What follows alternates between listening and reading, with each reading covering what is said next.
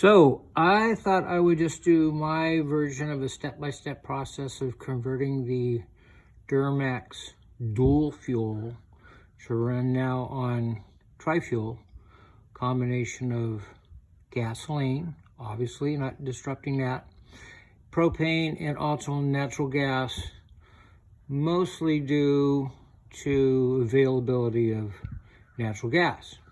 I figure if my gas is turned off, then maybe out in California, I don't need to be in my house. Anyway, due to all the fires. So, the first step, and by the way, this is my 4th time of doing this for a number of different reasons.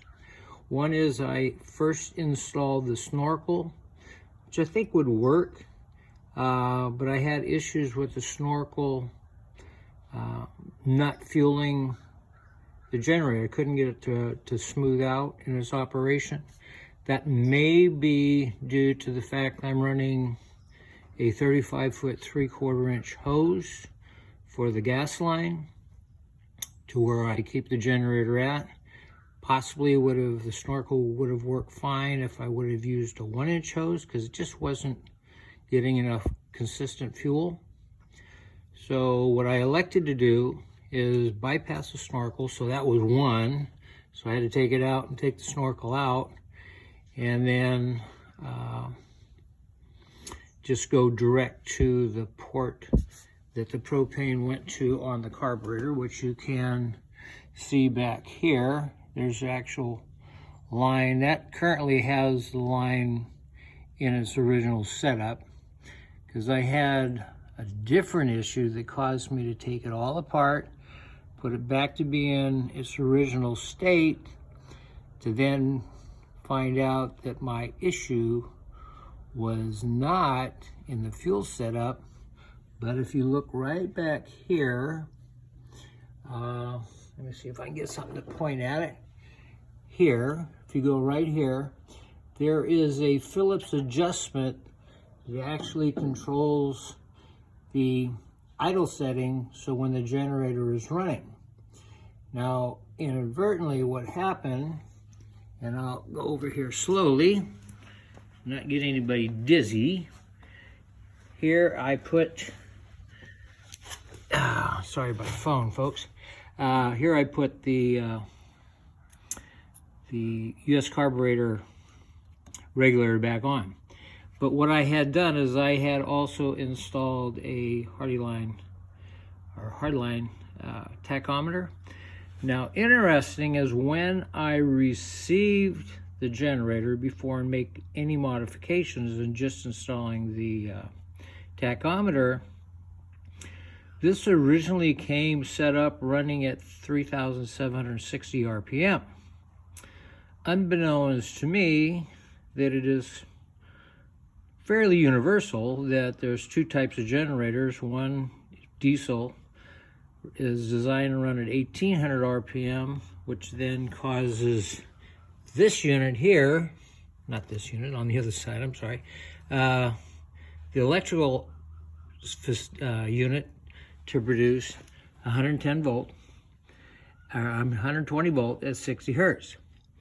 So when this was running at 3760, what it was producing was damn near 142 volt, and I just happened to test it, and I was getting way too much output. So I had taken this all apart thinking I had an issue with the generator itself, because I was kind of led to believe that by adjusting the load lock up here, you could control the speed. Well, that's not entirely true, because again, by adjusting this screw here, we can see back in the back on the other side of the little pipe there, this hose, that's the actual adjustment. So it turns out it is a combination. Put the tachometer on so you know what your current RPM is, because it's not a guarantee. In my case, it's going to come factory set correctly. And then you can also use a combination of the load lock and the tachometer to get it to run smoothly at your very specific mark of 3,600 RPM, so it produces the correct amount of electricity. I will have more to come as I get ready to make this video easier. So here is pretty much the tool selection to make the conversion. Pair of pliers, a couple of dishes to put your, there's really only 2 different nuts that you got to deal with. Made in America, but almost all metric. You need a couple 10mm sockets. I ended up having to use a pair of needle nose pliers to, there's a little spring in there that can come loose, that's a problem. And also here is a 10mm socket that takes care of disengaging the air filter. Some all-purpose leak protectant, just to make sure your gas lines are not done. I will use this 3/4 to 3-inch flare fitting to be able to also run propane through the US carburetor regulator, and get you some little zip ties to put everything all back together nice and neat. I elected to use some yellow gas tape for the connections rather than dope. Pair of gloves, because I friggin' got tired of scratching my hands all up. And a screwdriver, and a trusty pair of rusty old clippers. And this actually turned out to be, this here is an 8mm, and that's very handy for taking the air filter part off. This actually, I'm sorry, I said earlier, 10mm, something else. Anyway, the other thing, back to the generator. I really would suggest, since I have done this 4 friggin' times, find some way just to, this is Okefenokee, not to pick on my friends from Okie, to lift the generator up so you can take the wheel off. And with the wheel removed, the very first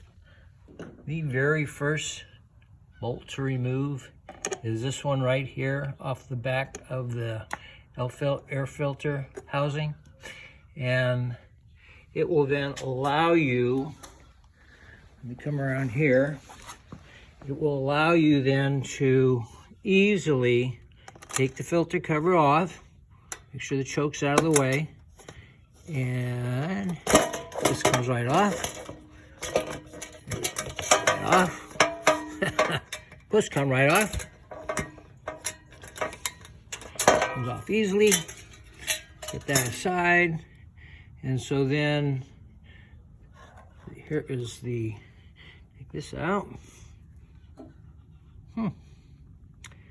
And here you see, there is one screw here that holds the carburetor on. There's another wooden hidden back here. And then you just take these off, take the tube things off. That whole carburetor piece will come, the cover will come off. Carburetor will actually come swing out. So then you can get back in here and swap out that hose. Okay, so now you can see what I have done. Down here, I have removed this nut. I have taken the little air filter, that's not an air filter, I'm sorry. The hose out of the air filter. You just kind of want to get him out of the way. I want to caution you, there's a little spring here on the idle assembly.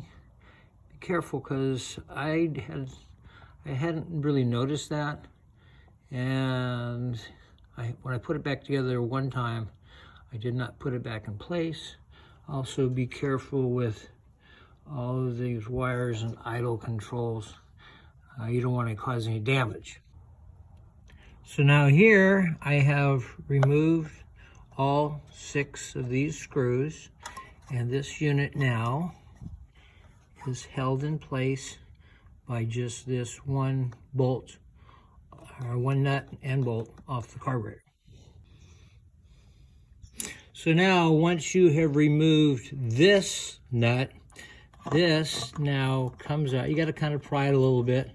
This will come out, set it aside, and now you can see the only remaining nut that keeps the carburetor in place. And once we remove that, we'll be able to get back in here and replace this hose connection. Now this is why I had a second 10mm socket, is so I could get in here and take this remaining nut off. Okay, so I have been able to remove the back of the air filter. Important is slip this gasket off, keeping in mind just that the little slot up here that goes with the hole behind it. So keep in mind how to put that back. And I just found a place to set that safe and sound.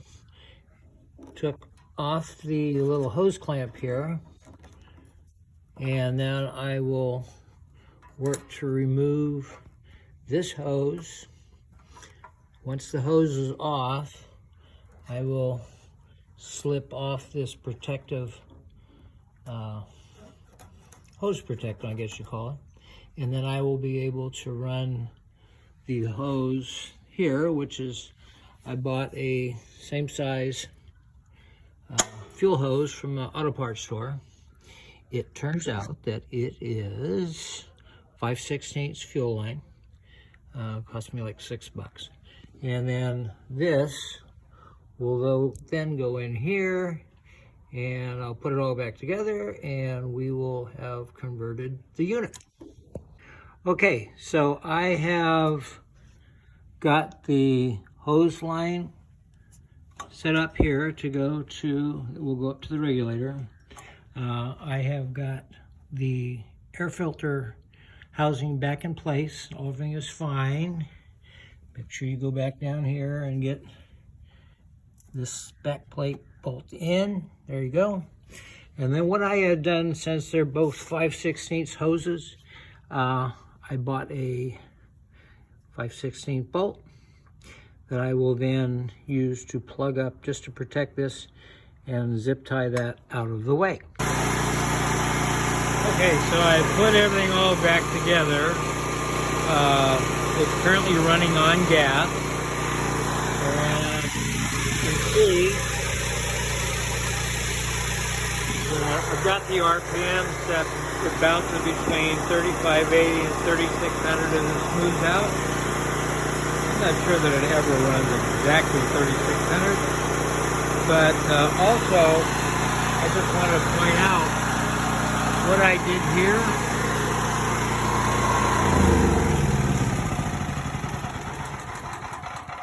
The reason I made this connection here is the natural gas hose that does not have a swivel end, so this allows me to take it off and connect the hose easier without trying to spin the hose. Also, this regulator here is designed to suck fuel in as the engine is running. So I did confirm with US Carburetor, whether you do my hookup like I did, which is just convenient for me, at least put in a plug. So this is plugged, so you're not sucking in additional air that you don't want. So now I will move it over and connect it to the natural gas line, and we'll see how it does. Okay, so here I have made the quick connect to my meter. It's 3/4 inch hose that I actually got from US Carburetor, which is fine. Came with the quick connect on the gas line. They don't really suggest that you run 2 quick connects. Interesting. So you can see here, runs alongside the house, back into the backyard. We'll walk back here. It's 35 feet. To everything that I've read and confirmed with a couple people, 3/4 inch hose works fine up until 40 feet, although I'm not quite sure I had an issue with snorkel. And here you can see how that by using this connection here, it makes it easier. It makes it easy to, if I want to just run on gas and put this counterpart in here and plug it, it's easy, and or making this connection. So I am going to shut the gas off, and we are going to start it up, and then we're going to let it run so the carburetor is empty, and then I'll come back and do a follow-up running on natural gas, if all goes well. I will include in the video is running a multimeter set at 200 volts. That is the V with the little squiggly dude. Make sure you're on voltage. Anyway, I will include that once I get it up and running on natural gas. And it's a good way to check and make sure I got 120 volts. I do have another cool little unit that I found on YouTube that tests the, and I got it from Harbor Freight. It's designed to test the usage of an appliance. It's a P400, I believe. It's a cool little meter that you can actually plug an extension cord into the back of from the generator. It will not only tell you the voltage, but also the hertz, because we want to 120 volts at 60 hertz. And that is all dependent on the rotation of the electrical unit based on the RPM of the machine, or the engine. Very complicated. Anyway, I will include this once we get it up and running. Okay, here we are running on natural gas. I did a couple little squirts on the back of the regulator, a little button back here. Hang on. Right there. It primed it, so I primed it a couple times. And I'm sitting at 3550. Now let's see. Take the load lock.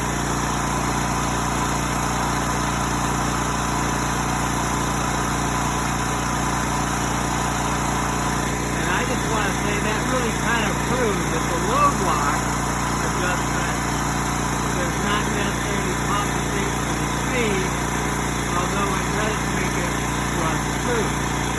What I'll do now is grab a Phillips screwdriver and adjust the idle.